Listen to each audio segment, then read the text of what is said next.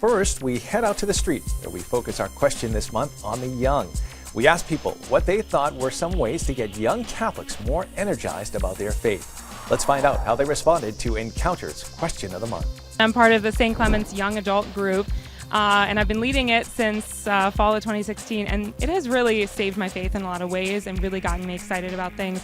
So I would say, Boston's great for all the young adults groups and organizations and social events.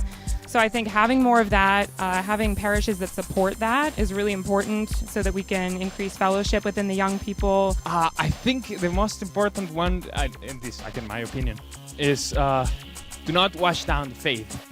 Young people want something to grasp onto, so they want a boy to hold on to, and given all the problems that we see around the world and in our lives, and maybe we have family problems or whatever, we need something to firm so that we can hold on to, and that requires to know these are the teachings of the church, and we know this is truth, and we know this is good, and this is beautiful, and it's gonna be hard to follow them, but you can do it. And I think that motivates me, and that motivates many other young adults and young people, and I think that's the most important thing, right? It's fine to teach kids, but there's a different way you have to approach for adults, for young adults. It's the opposite, I think, of what most people, for me, it was silence. Learning when to listen, for sure. And then as soon as I stopped thinking, well, not totally, but as soon as I just listened and learned when not to speak, I started finding answers and hearing God everywhere, seeing God everywhere.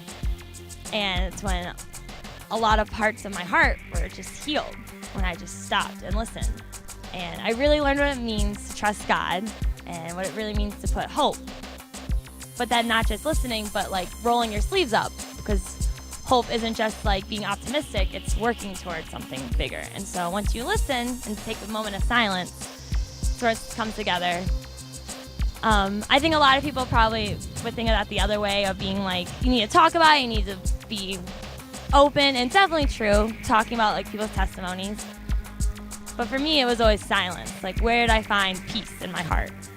I think the more people know about the faith, the more that young people will be excited to follow it. The more we get young people to want to stay a part of the church, to be active in prayer life, the more young people that'll realize they can discern a vocation will come about. I think there's a lot of people that would want to do it now if only they knew what the life was really about.